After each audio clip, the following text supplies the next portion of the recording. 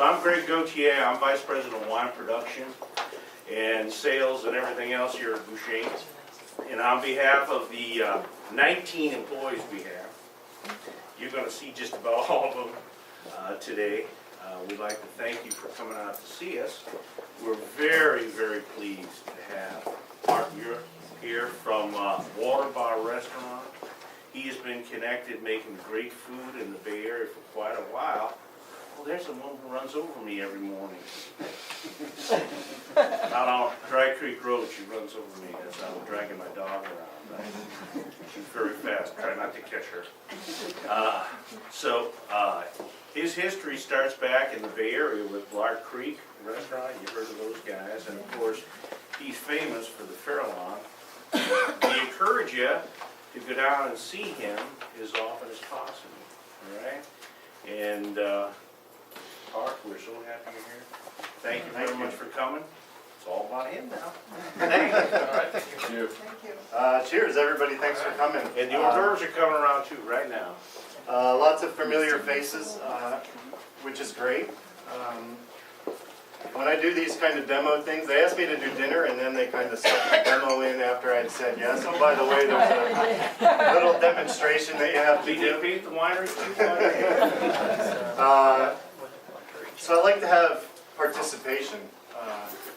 If you have any questions, call it out, whether it's about something I'm doing or something that you have a question about what you do at home or what you might be able to do at home, that's fine, or about the restaurant.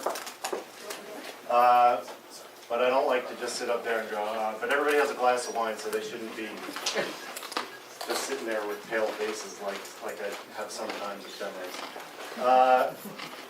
Waterbar, I don't know if everybody knows where it is. It's in San Francisco, right on the water by the Embarcadero in Folsom. We're predominantly a seafood restaurant, but we do have the meat for those who need the meat. We don't want to alienate anybody. We're just celebrated 5 years, and we're excited for the summer. You know, it's been great weather. America's Cup starts next week, and all that stuff. So the city's Giants a little bit better, but come down and see a game or whatever. We're right there. So I was going to talk tonight a little bit about what we're having for first course tonight, the shrimp salad. A lot of people always ask me, how do you cook shrimp or lobster or crab? And that, it's very simple. One, you want to do it yourself because then you can control how you're cooking it. If you like salt, I mean, I cook it in sea salt. Depending on where I am, I've even used seawater out of a bucket where I've gotten it and put it in a pot. And, you know, lobster and crab and shrimp, they live in the sea. You want them to taste like they taste. But as you take them out of the water, they start to dehydrate and lose that flavor. So when we cook it, I like to try to put that flavor back into them. So I use an inexpensive, wet fleur de sel. Kosher salt works just as fine.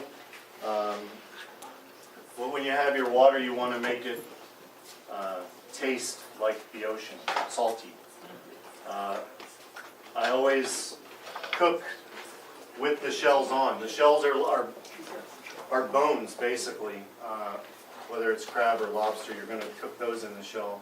But shrimp, I like to cook in the shell. One, it's going to keep its shape a little bit nicer.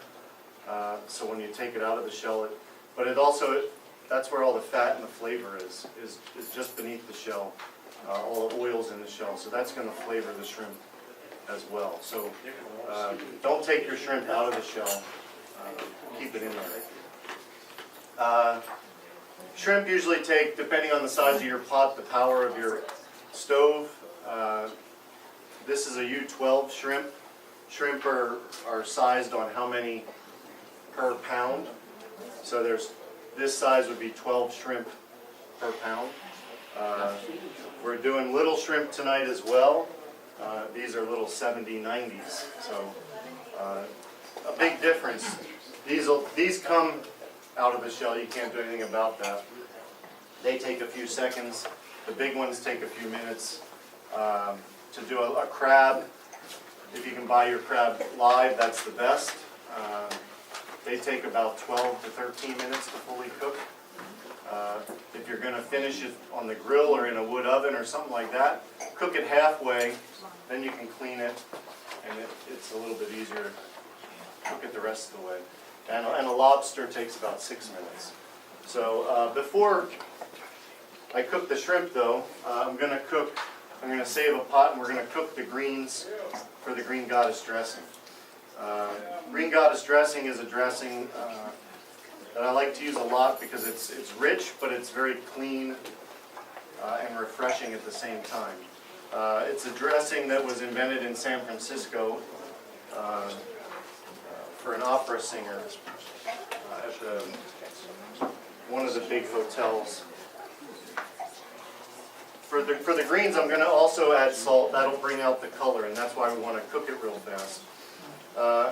What I put into the green goddess that isn't in a traditional green goddess recipe is a little bit of avocado, which will help give richness. And I use a lot of mint. You'll see, and that flavor will come out in the end. So when you do it, you don't have to pick it because we're going to blend it. Just take some of the giant stems out. You want to have everything kind of ready to go. You want to have some water because you're only going to cook your greens for about 10 seconds. So you just pop them in there. Cover them all up. As soon as they're all in there, you're basically pulling them out. Right into the ice water.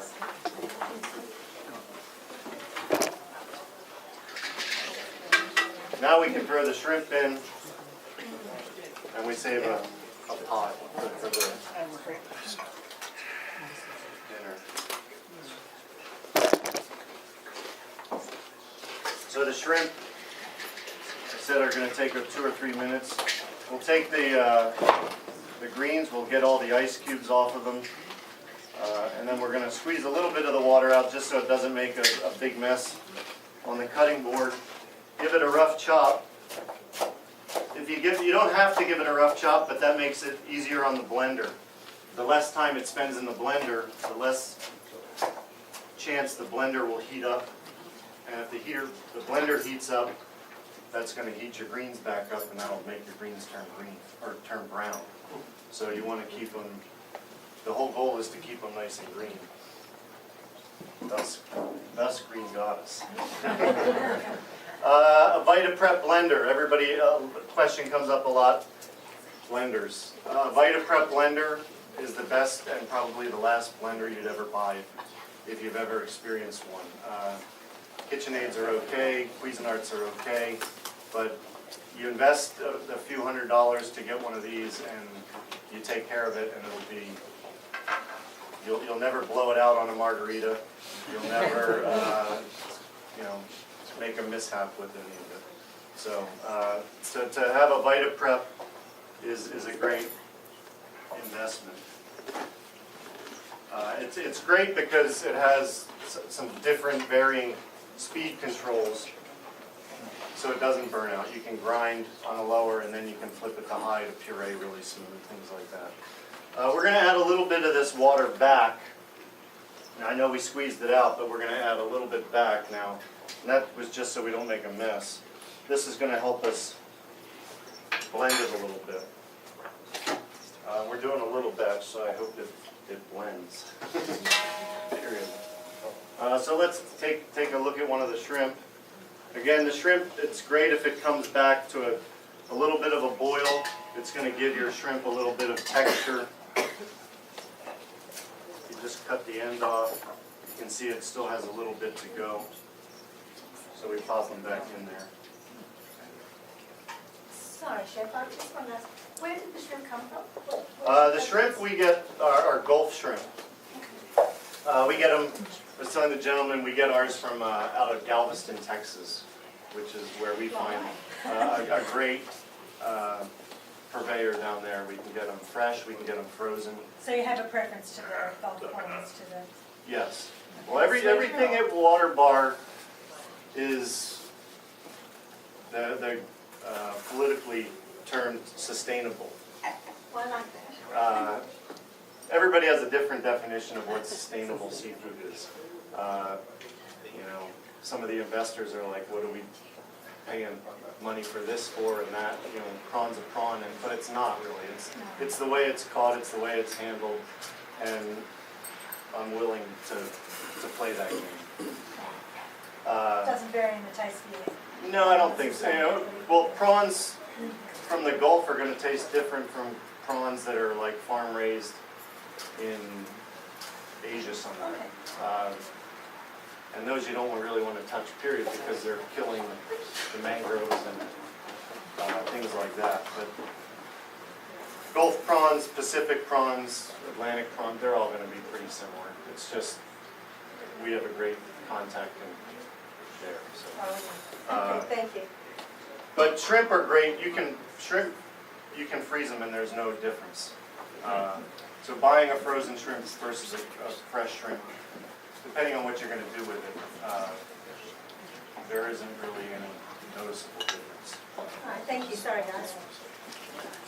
So we're going to put this in. We're going to start it low to get it blending with a little bit of the water.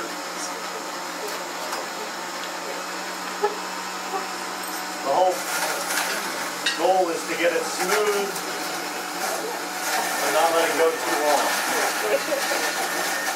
We're going to add a little bit of olive oil to it. And it's starting to go a little bit now. This is where the margarita comes in.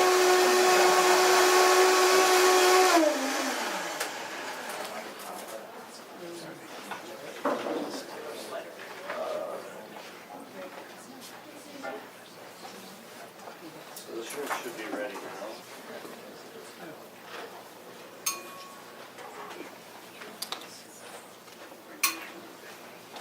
When you cook shrimp, don't ice them down either, because you're just going to dilute the flavor you just put into them.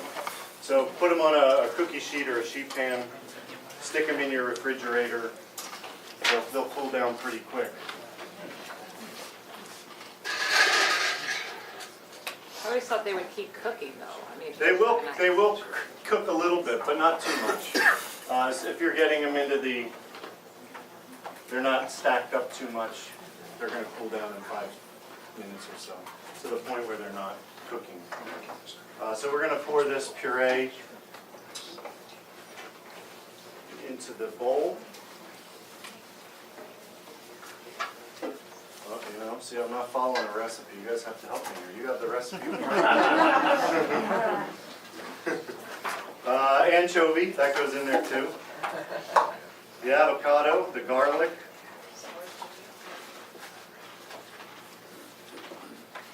Recipes are just guidelines. You can stick them in the back wheel of your bike and they make a cool sound. if that's what you like to do, you know, some people need a little bit more understanding. I understand that, but they're just guidelines. If you like something a lot, put more garlic in. If you don't like garlic, leave the garlic out, or the anchovy. It's not going to make a big difference.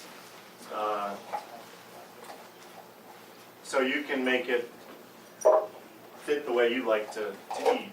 It's, you know, when you're in your kitchen, you're the king of the castle, so people can't tell you how to cook. So this will blend again.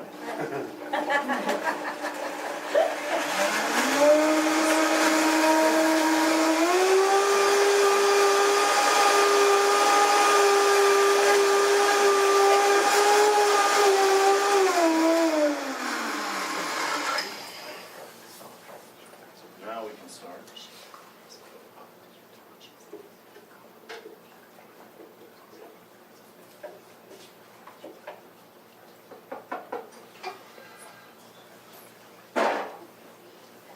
So you have the green puree, which is the base of your flavor. Now we're going to add kind of the bulk, the creaminess, a little bit of sour cream. You're going to add 50-50 sour cream to a little bit of mayonnaise.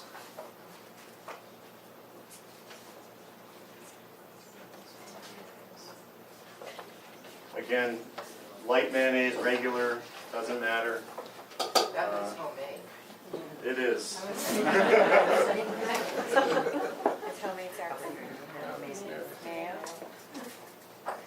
You have that, a little bit of that on your snapper sliders that should be going around.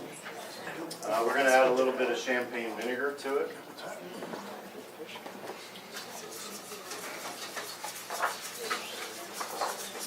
I had when we have new personnel come into the restaurant, I get to sit down with them as they do their training. And I was sitting down with a waiter the other day, and he's done already like 5 days of training. He's done wine training and bar training. And gets to sit down with me, good or bad, and he gets to ask me questions about the food, and I get to tell him about the food. And he goes, so I hear it's all about the champagne vinegar. And I said, what do you mean?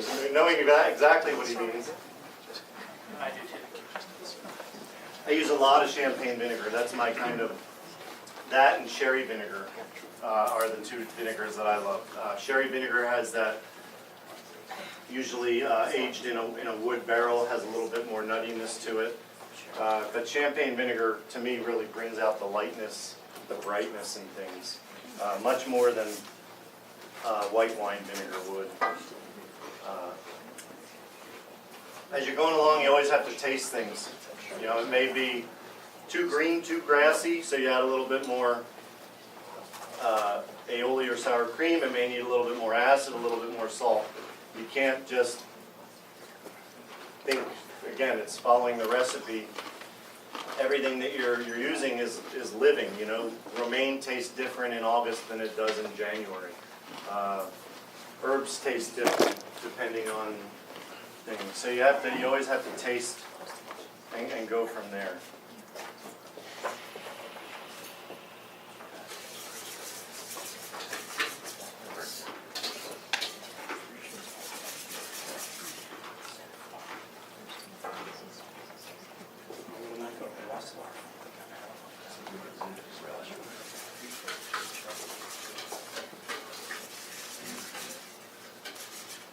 I have a question. Sure. I go to your water bar probably once or twice a month, and the oysters you just served were warm, heated, Right. which I don't think I've ever had them like that at the restaurant. They're wonderful. That was probably the best oysters I've ever had. Great. Great. No, we do. Well, we definitely have the raw bar that we do raw. Yeah. But we always like to have. In the beginning, we used to do 3 baked oysters or broiled oysters. The ones you're having tonight are champagne and French butter baked. So it adds a little richness. Their oysters are from Washington, Deer Creek, and they're down in the Puget Sound, so they're a little richer. So I like to add that acidity that the champagne has, balance it out again with the richness of the French butter. But yeah, I like to, you know, I live in Marin, so Marin's, I learned, is famous for its barbecue oysters, which I don't quite get. But you don't get to taste the oyster, but you know, getting to do that, you started to think about other ones, and this is one. We do one with sauerkraut, which is great. So yeah. We don't always have them at the restaurant, but we can always do something. I will be ordering them now. So to do the plating now, vinaigrette's done, shrimp are done. We're just going to put a little bit of the green goddess down on the plate. Then we're going to use just little baby wedges of iceberg lettuce. I'm not big and fussy over fancy greens necessarily. We do use them, but you don't have to.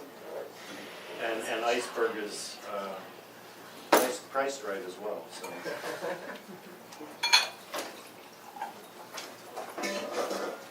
So we have the big shrimp that have been peeled now. We have the little shrimp.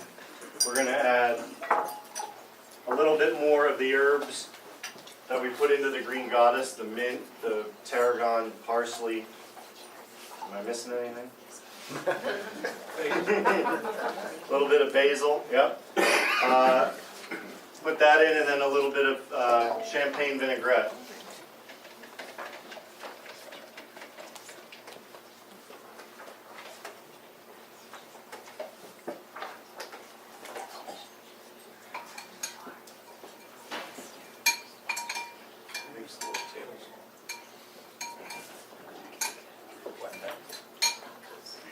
I'm just gonna light it up.